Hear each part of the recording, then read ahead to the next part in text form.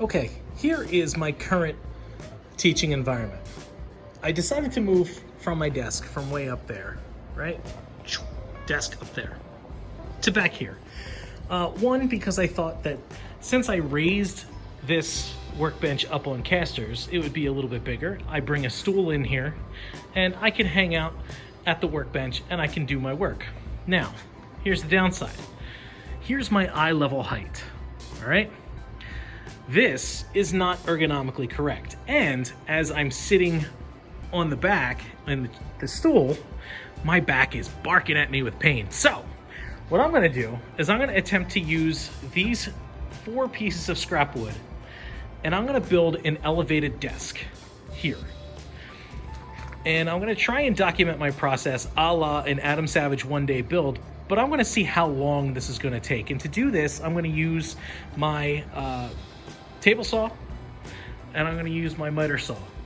But first thing I'm gonna do is I'm gonna type out and draw out here on my pad of paper. These are my notes that I'm gonna do with. I'm gonna draw out a design and attempt to follow it. Just ignore my Taco Bell hot sauce. That was from yesterday. You never know what you're gonna find in this place. So this is my cave.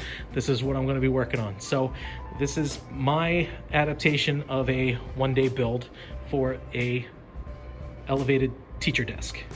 Okay, here's my crude sketch, and I am in no way a artist or like to do things to scale.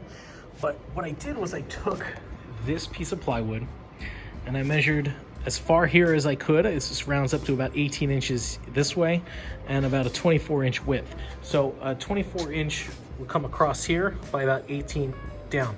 So I'm gonna take 2x4s and I'm gonna outline a base here, and then I'm gonna go up.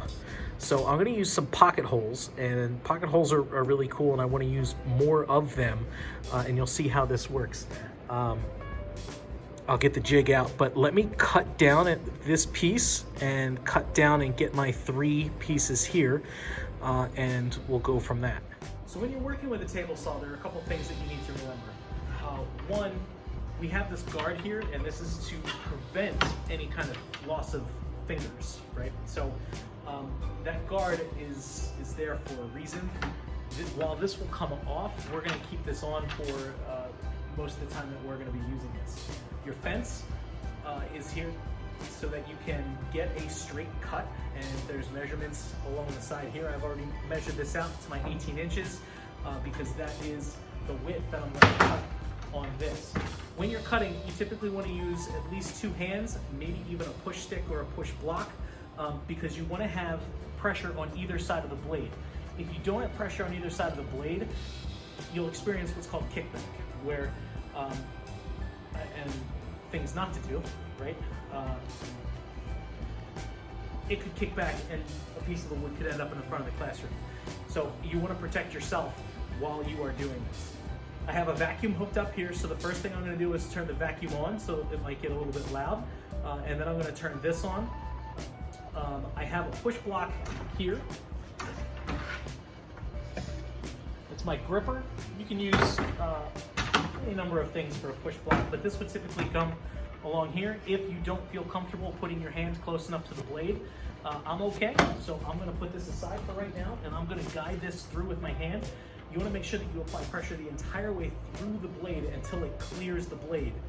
And as far as the blade height goes, your blade height, you want to only have like 1 or 2 teeth above the height of the board itself. So I'm going to push this down, I'm going to turn my vacuum on.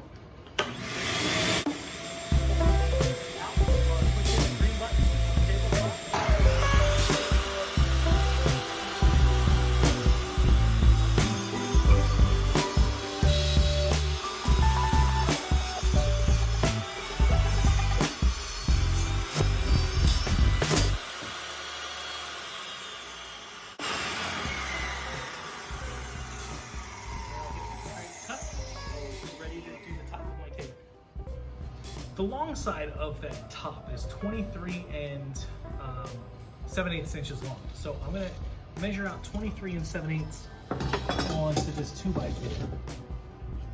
And I'm gonna make a mark.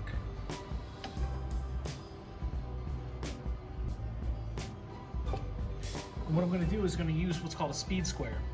And as I take the speed square, I can make a straight, flush line right there.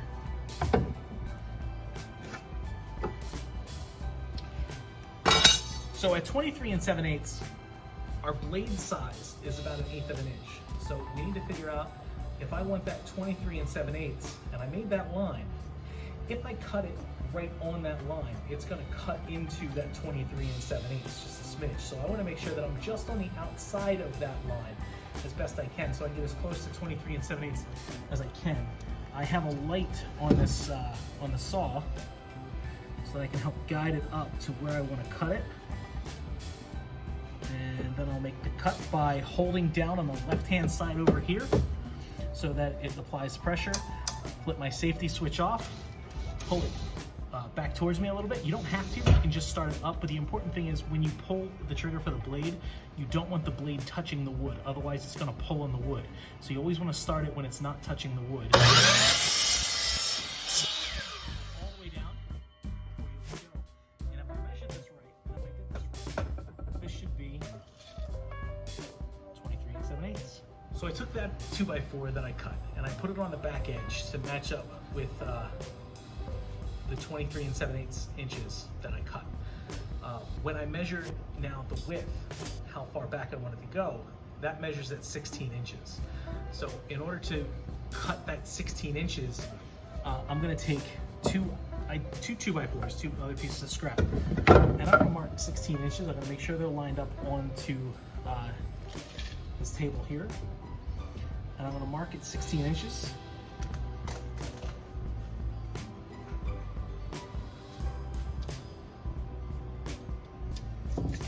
And use that speed square again.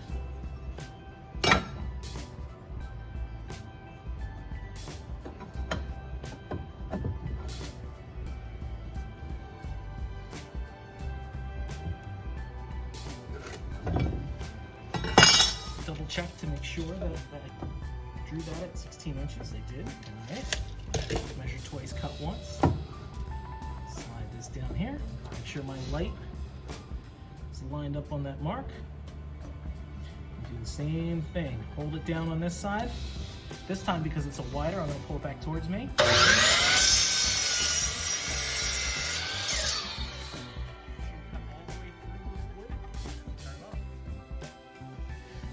So by laying this out, this is exactly what I kind of wanted to happen.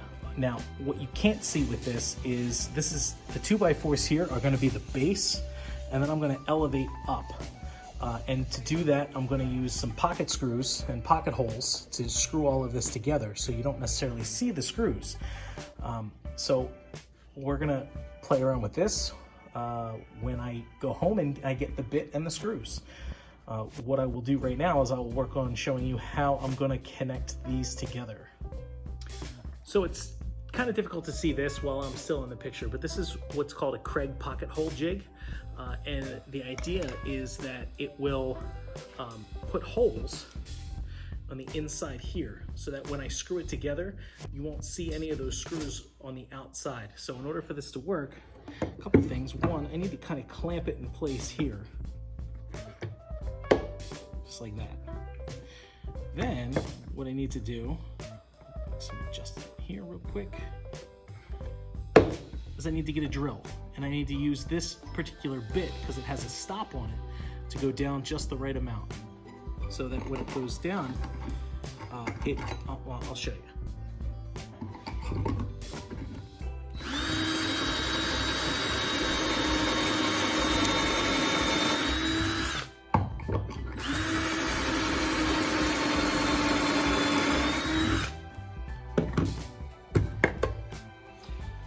So it puts these holes down in here, coming out here, all right? So this is how this pocket hole works, is that you would screw these specific screws down inside of here. So when you screw them together, you screw from the inside in, and you don't see any screw holes on the outside, just on the inside. So that's what that pocket hole jig would do. Do the same thing over here to this one.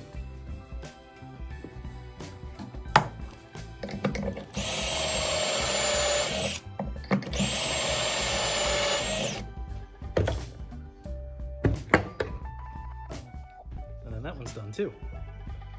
So now all I need is get the screws and screw these together, and this will be pretty square. Okay, so day 2 here, now that I have the right pocket hole screws, screwed this all together. So this is gonna be my base there. Now, what I'm not happy about is that I'm sure somewhere along the way here, this wood got warped, because it does that. So beyond that, that's not gonna bother me, because now I'm gonna have something here to work on. So what I did yesterday too is I took my tape measure and I decided that I want my height to be about 12 inches off of the table. So I held this up, I kind of eyeballed it with the tape measure, about 12 inches. I'm gonna add a little bit more with the thickness of this, but now then what I thought I also wanted to do was I wanted to try and put this on the CNC machine and kind of carve out a little bit from here, so I have a nice pocket to fit in. And then beyond that, I can take these. I measured out underneath my laptop. I noticed that my laptop was humming. The fan was going really loud yesterday. So I thought if I measure out and I cut spots for the vents, that maybe I'll get a better airflow up underneath of that. So I can carve this out, and then I'm gonna try and play around with that. So it's not gonna be completely done, but at least I'll get something from this, and it'll be a little bit more customized. So I'm gonna work on that and I still design that up now that I traced my laptop. What I wanna do is I wanna cut 4 12-inch pieces of 2x4 now that are gonna come up and put new pocket hole screws in there. So that's next project. So I've made my 12-inch mark here, and I'm gonna actually put this one on top of the other. And I'm gonna cut 2 of them at the same time. This way I know that I have 2 identical pieces of 2x4. So line it up, get the best cut, make sure it's tight back up against the fence. I'm holding both of them. I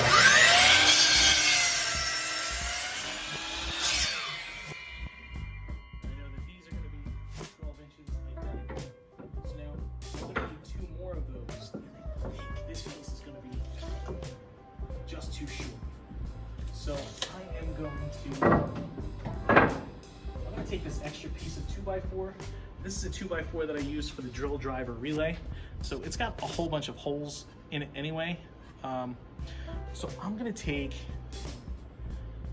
the end that has less holes, and I'm gonna do the same thing. Measure out my 12 inches.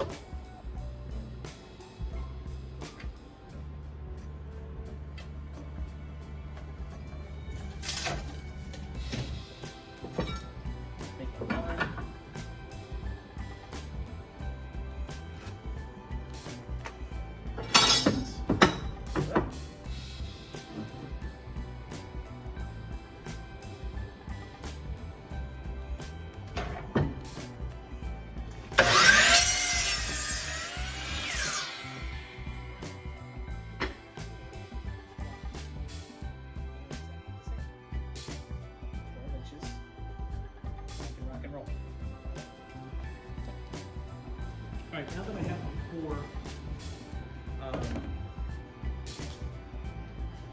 4 supports, my thought process with this is that I'm gonna put one here and one up front.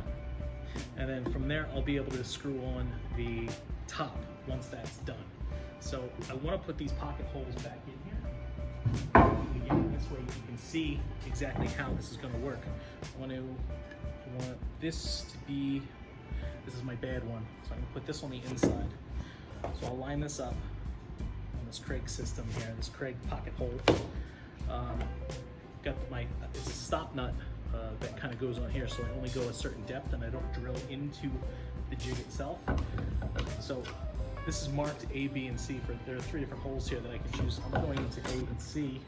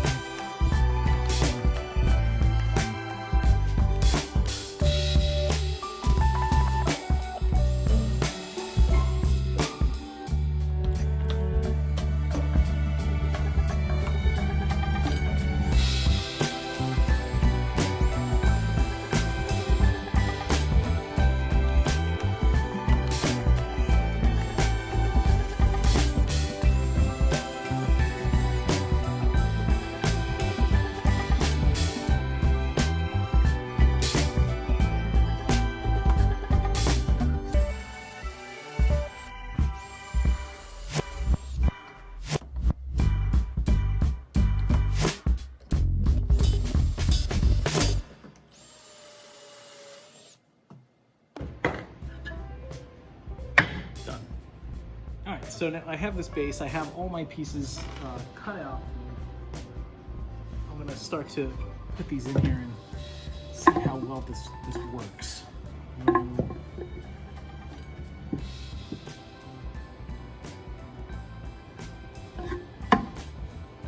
this in here. Line it up.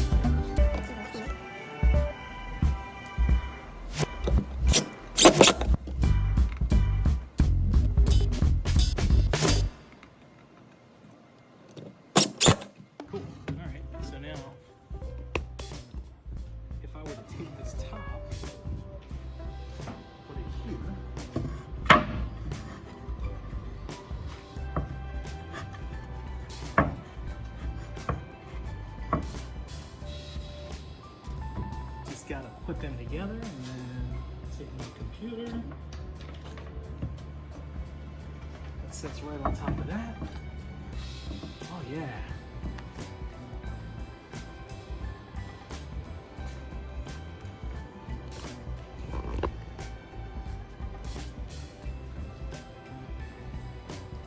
So the whole necessity for this is that Amazon failed. Amazon failed. And the reason Amazon failed is because we ordered, my wife and I, we ordered 2 standing desks and they never showed up. Amazon blew this one. So this is actually a really good height for me to be right here. I can take my keyboard, I can put it right underneath, I can still type here. Ergonomically, this is a whole lot better than what I was doing. So I'm hoping this really saves my back. I'm gonna design this file up for the top so my laptop sinks down a little bit, and I am going to carve that out and keep that going. So we'll continue with that. I wanna show you a final product once everything's said and done, all right? So here's what I'm calling done for the time being, and the changes that I made is I kind of didn't work on designing the CNC for the top. If anything, I may drill some holes in there to increase ventilation if I run into an issue. But I added just this little piece of scrap wood to raise up the keyboard, and I screwed in this other little piece of scrap to move up the mouse so I'm not hunched over as much, and I screwed the top in. So now it's just a matter of how I want to manage this cord situation with this USB hub that I got, and the chargers and things, and you know, where's it all gonna go? What works best as far as that? But that is my standing desk that I built in not long, and thinking about it and just designing it up, and it works. So hope you'd enjoy, and I guess if anybody needs a standing desk, let me know.